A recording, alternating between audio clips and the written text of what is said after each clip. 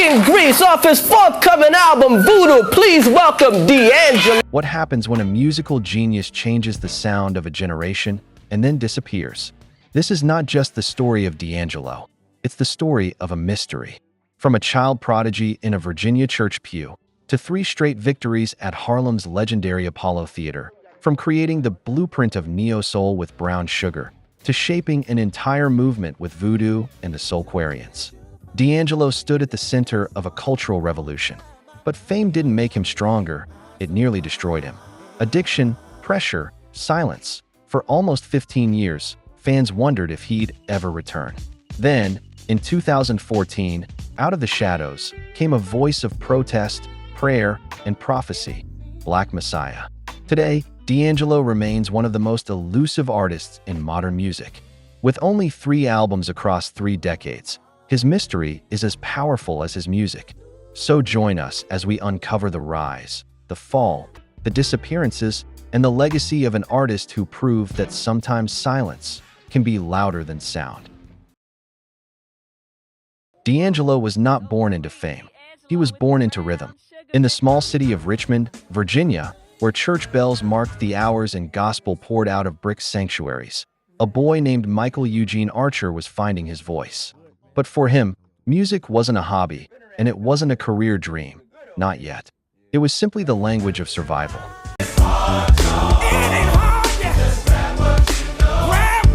Michael's father, a Pentecostal minister, believed in discipline, scripture, and song. Sundays in their house were not lazy days. They were training grounds. The pulpit doubled as a stage, the pews as an audience, and the Hammond organ as the first orchestra he would ever conduct.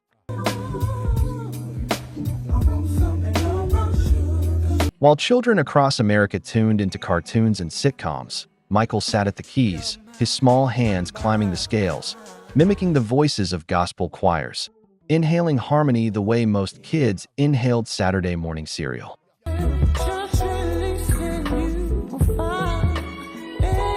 This was not accidental. In Pentecostal tradition, music wasn't just ornamentation, it was weaponry. It fought despair, it commanded the spirit, and it demanded excellence. Michael grew up in that fire.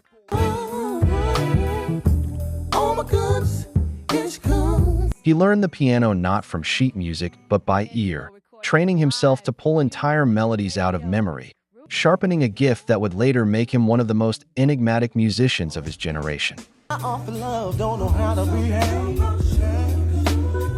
But talent, no matter how divine, needs a stage.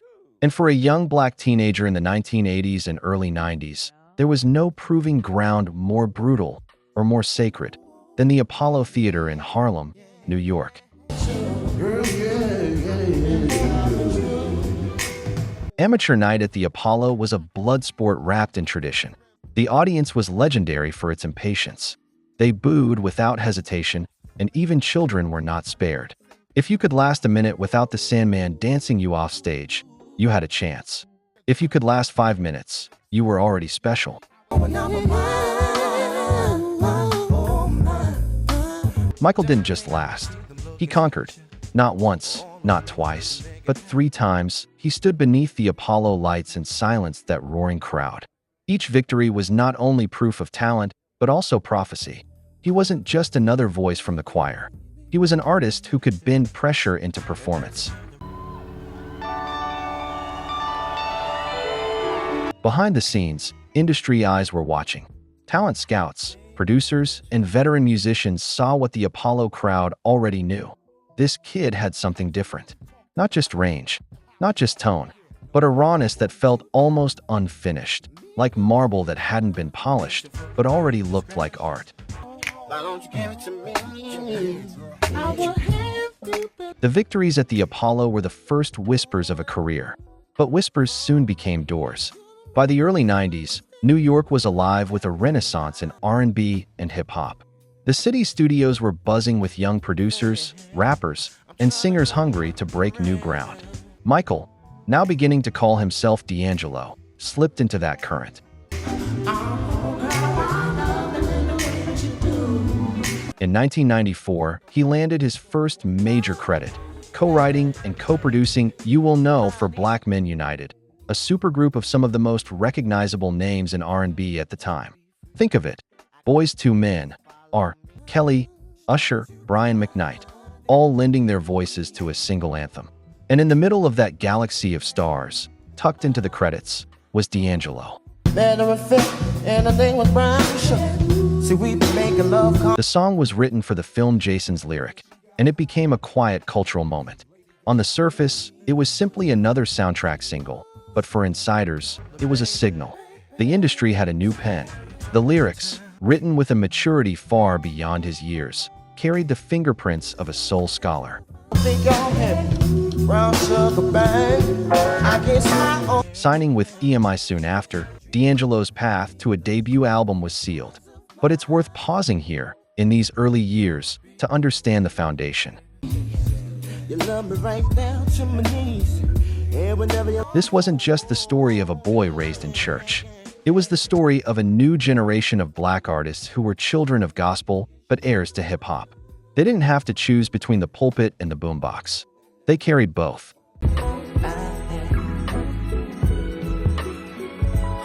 DAngelo was the embodiment of that duality. In the Sanctuary, he learned how music could save souls. At the Apollo, he learned how music could conquer crowds. And in the writing rooms of New York, he learned how music could travel, onto tape, onto radio, into history. What no one knew at the time was just how far that sound would go. Brown Sugar, his first masterpiece, was only a year away. But to get there, the preacher's son had to step fully into the fire of fame. And as history shows, fire can both forge and destroy. Back in the days when I was a teenager, brother, I had tons of brown sugar. In July of 1995, the music world shifted. Quietly, almost without warning, a debut album appeared that refused to play by the rules. Brown Sugar. The title itself sounded familiar, borrowed from slang, from Stevie Wonder, from the street. But the sound? It was something else entirely.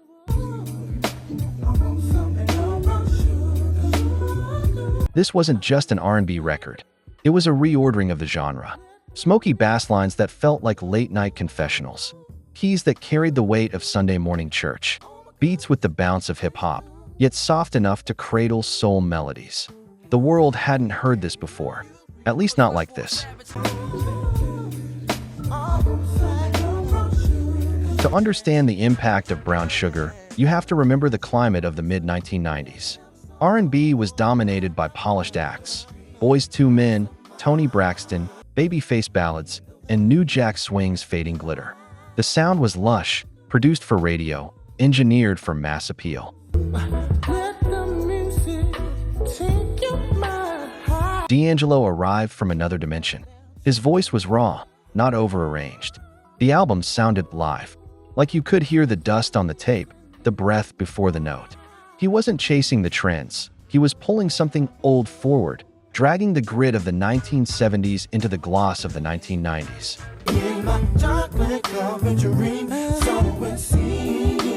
Behind the boards, DAngelo wasn't just the singer. He was the architect. He wrote, produced, and played many of the instruments himself, layering tracks with an almost obsessive intensity.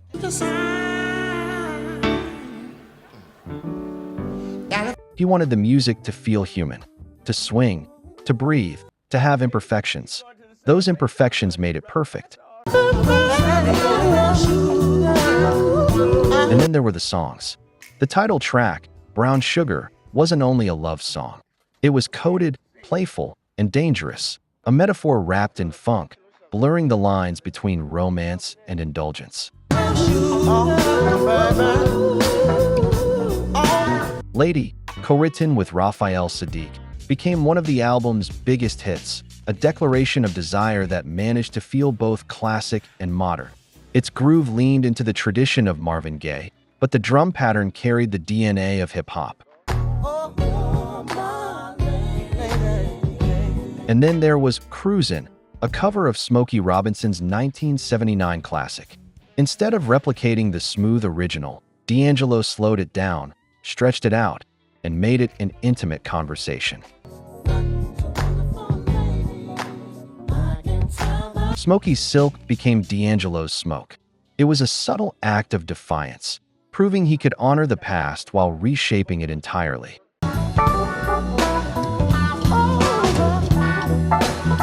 Critics, scrambling for language, began calling it neo-soul. The term would go on to define an entire generation of artists: Erykah Badu, Maxwell, Jill Scott, Lauryn Hill. But in 1995, it was simply a way of saying, here is something new, but built from something sacred. Sweet like honey when it comes to me. Behind the scenes, DAngelo was reluctant about the label. He wasn't chasing movements or genres. He was chasing feeling. Yet whether he liked it or not, Brown Sugar became the blueprint. It sold over 2 million copies worldwide. But more importantly, it reintroduced authenticity into a genre that had begun to sound mechanical. The cultural impact was immediate. Young black artists heard Brown Sugar and realized they could sing in their natural voices, not the polished croon demanded by labels. Producers realized they could let the tape hiss stay in, let the instruments breathe, let the imperfections shine.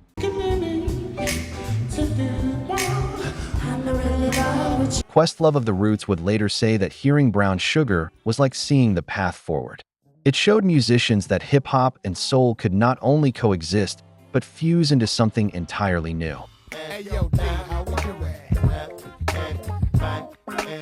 Without Brown Sugar, the Soulquarians, the legendary collective of musicians who would define late 90s black music, might never have taken shape. I'm not talking about the brown sugar you buy in the supermarket, brother. I'm talking about the... But behind the success, shadows were already forming. DAngelo was hailed as a prodigy, the savior of soul, even the next Marvin Gaye. Those are heavy crowns to wear at just 21 years old.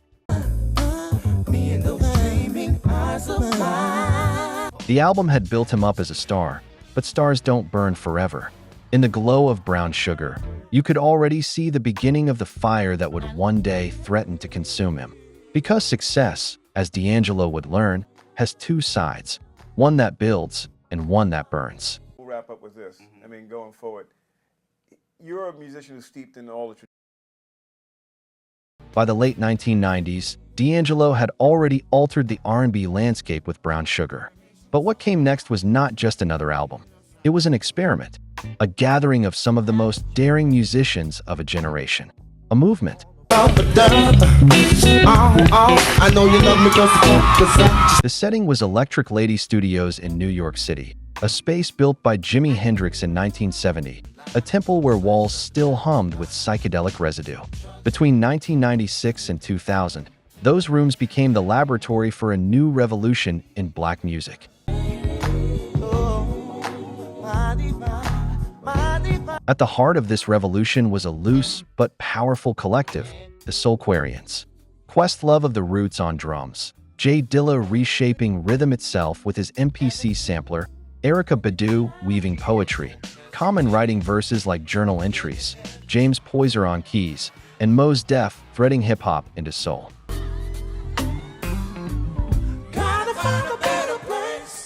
And in the center of it all was DAngelo, quiet, brooding, obsessive.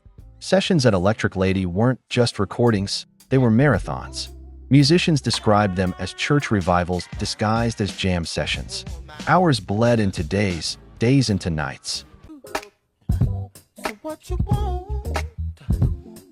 Questlove would later recall that it felt like living inside a time capsule, as if they were trying to capture the ghost of every record they had ever loved. Marvin Gaye's What's Going On, Sly Stone's There's a Riot Going On, Prince's Dirty Mind. The Soulquarians weren't following the charts.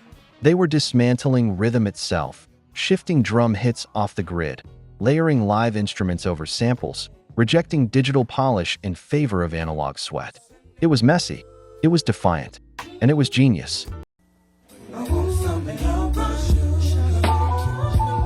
Out of that chaos, in January 2000, came Voodoo. The album did not arrive quietly. It debuted at #1 on the Billboard 200, an unlikely feat for a project so raw and experimental.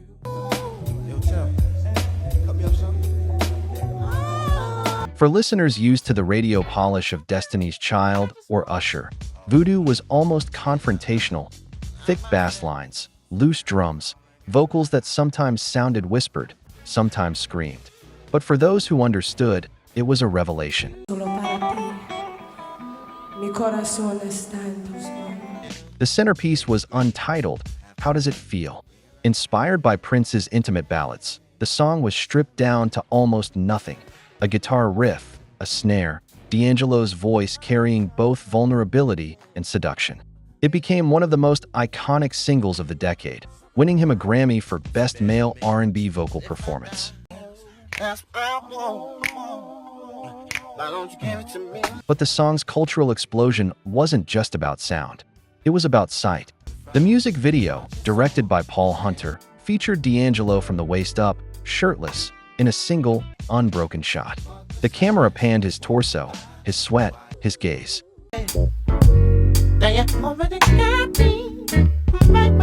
What was meant as an artistic homage to intimacy became something larger, an image that branded him a sex symbol overnight.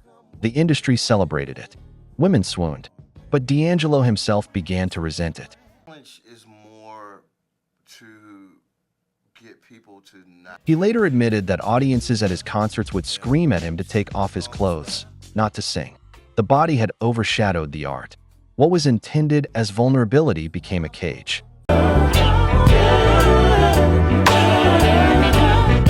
And yet, Voodoo was much more than one song. Devil's Pie, originally written for the film Belly, was a grim reflection on materialism, corruption, and temptation. Produced with DJ Premier, it fused hip-hop grit with spiritual weight, a sermon disguised as a groove. Send It On blended gospel harmonies with jazz chords, proof of DAngelo's ability to turn confessional lyrics into communal healing. Spanish Joint fused Latin jazz with funk in a way that left critics stunned, a reminder of just how wide his palette was.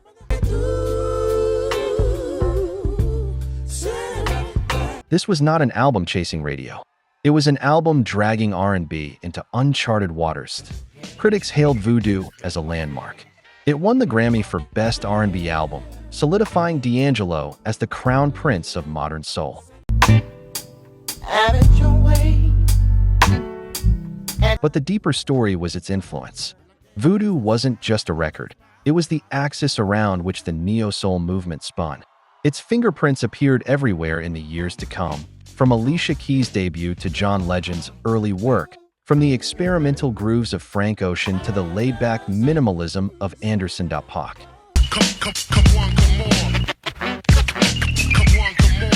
The Soulquarians' time at Electric Lady birthed not only Voodoo, but also Badu's Mama's Gun, Common's Like Water for Chocolate, and The Roots' Things Fall Apart, a run of albums still considered untouchable in their creativity. It was a renaissance, a rebirth of black music that insisted on being raw, real, and unapologetically itself. The glow of Voodoo was blinding. #1 on the charts, Grammy wins, sold-out tours. But beneath the applause, DAngelo was unraveling. For an artist who wanted to be known for his music, he was suddenly trapped by his image. The untitled How Does It Feel? Video had branded him as a sex symbol. At shows, audiences didn't just cheer for songs, they shouted at him to take his shirt off.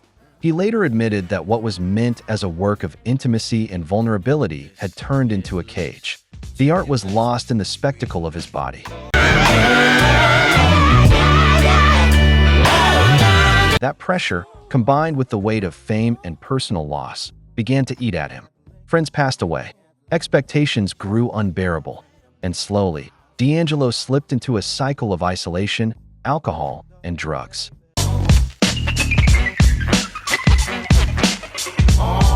By 2005, the spiral was no longer hidden. In January of that year, on a dark Virginia road, DAngelo's SUV flipped 3 times. He barely survived. The crash was a near-fatal warning, the culmination of years of excess and pain. Rehab was attempted, twice. Both times it failed.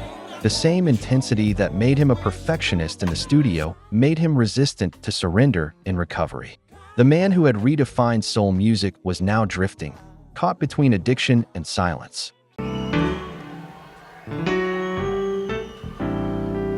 And so he disappeared. For nearly a decade, DAngelo became more myth than man. Fans whispered, "Where is he?" Industry insiders speculated about lost albums, unfinished sessions, or permanent exile. Rumors multiplied. He was recording in secret. He was done with music. He was dead.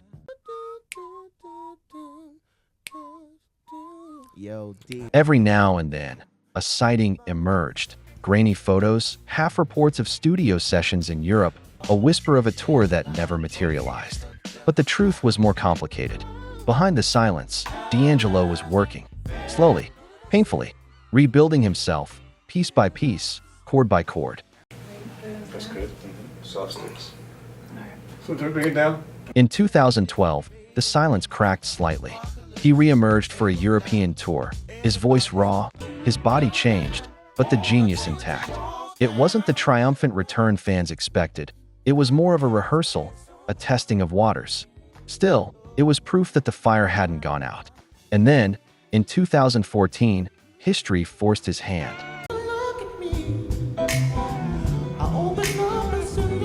That year, America erupted. The deaths of Michael Brown in Ferguson and Eric Garner in New York sent waves of protest across the nation. Black Lives Matter was no longer a whisper, it was a roar. The country was in turmoil, and DAngelo, silent for almost 15 years, felt compelled to respond. The result was Black Messiah.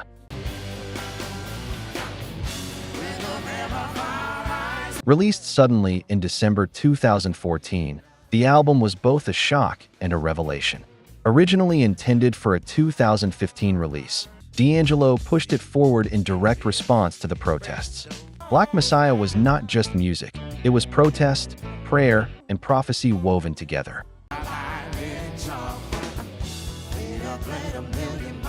Songs like The Charade spoke directly to systemic racism and police violence. All we wanted was a chance to talk.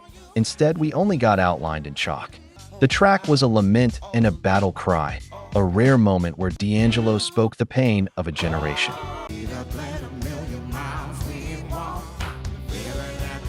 Really Love blended Spanish guitar with soul, an intimate ballad that reminded listeners of the tenderness that had first drawn them to him. But even that tenderness carried new weight. It was fragile, almost haunted, a love song from someone who had walked through fire. 1,000 Deaths was a storm of distorted guitars and pounding drums, a song that captured not romance but revolution, channeling both the chaos of the streets and the fury of centuries of oppression.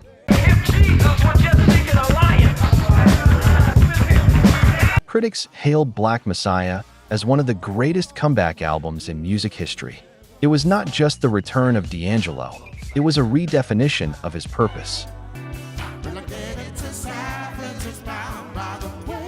If Brown Sugar had been the spark and Voodoo the flame, then Black Messiah was the burning torch handed to a generation in need of light. For fans, it was relief. The mystery man had returned. For the culture, it was affirmation. DAngelo was not just an artist of the bedroom or the stage. He was an artist of the movement. But even in triumph, the mystery deepened. Because DAngelo had returned on his own terms, sudden, unpredictable, and without warning. No interviews, no grand explanation, no promise of what would come next. Just music, urgent and uncompromising.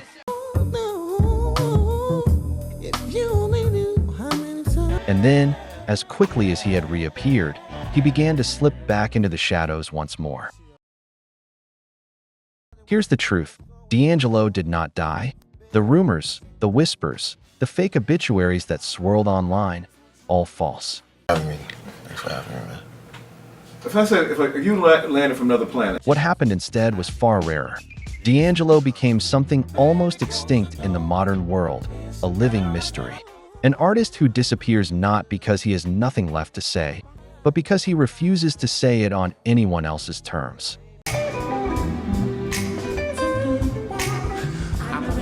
In February 2021, during the height of a global pandemic, DAngelo made his most unexpected return yet. The venue, Harlem's Apollo Theater, the same stage where, as a teenager, he had won amateur night 3 times. The event was streamed worldwide as DAngelo and Friends, part of the Voodoo series.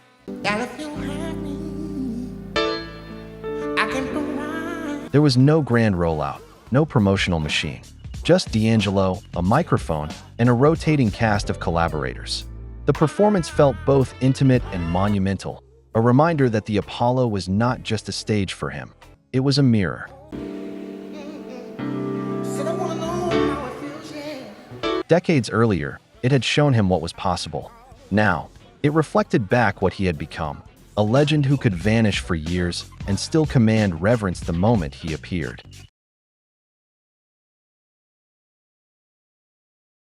Then, in 2025, came the reissue of Brown Sugar for its 30th anniversary. 3 decades after its release, the album still sounded impossibly fresh. Critics revisited it and realized something profound. The debut wasn't just a beginning, it was already a classic. The grooves had aged like fine wine. The imperfections became texture, and the soul still cut as deep as it did in 1995. For fans, the reissue was a celebration. For the industry, it was a reminder that even with only 3 studio albums across 30 years, DAngelo had shaped the DNA of modern R&B more than most artists with catalogs 5 times the size. Everybody on the floor, if you listen to me. So what makes his music so special? Brown Sugar gave us the groove, a reclamation of rawness in a polished era. Voodoo gave us the blueprint, a daring manifesto on rhythm and time that still inspires musicians today. With Jesus, when I say Jesus, I'm not talking about some... And Black Messiah gave us the voice of resistance, an album that dared to step into history, to speak to protest and pain when silence was no longer an option. Once again, DAngelo. His catalog is small, just 3 official albums, but every note matters. Every song feels labored over, lived in, carved with purpose. Have to live, it's better me. If I die, Perhaps is the real mystery of DAngelo. Not absence, not rumor, not death, but choice. The choice to step back when the industry demanded more. The choice to disappear when fame tried to devour him. The choice to protect his art, even at the cost of commercial success. In an age where content is endless, where artists are pressured to stay visible, DAngelo chose invisibility. In a world where music is manufactured on assembly lines, he chose silence. And sometimes, silence can be louder than sound. His influence, though, is anything but silent. You can hear DAngelo in the rasp of Anderson .Paak, in the phrasing of her, in the layered grooves of Frank Ocean, in the precision meets imperfection of countless young producers. Even hip-hop, with its off-kilter beats and jazz inflections, carries the fingerprints of the Soulquarians' time at Electric Lady, time that DAngelo helped anchor. His impact is not only measured in charts or sales, but in possibility. He showed a generation that you could be both church and street, both past and future, both fragile and unbreakable. The mystery of DAngelo is not a puzzle to be solved. It's a reminder of what art can be when it refuses compromise. He remains private, elusive, unpredictable. But the music, Brown Sugar, Voodoo, Black Messiah, is here, eternal, still teaching, still influencing. And maybe that is the point. Some artists chase immortality by saturating the world with work. DAngelo has done the opposite. By giving us so little, he's made us treasure it endlessly.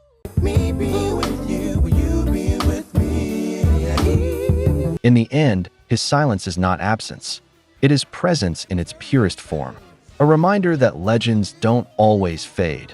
Sometimes, they step back into the shadows and let the music speak forever.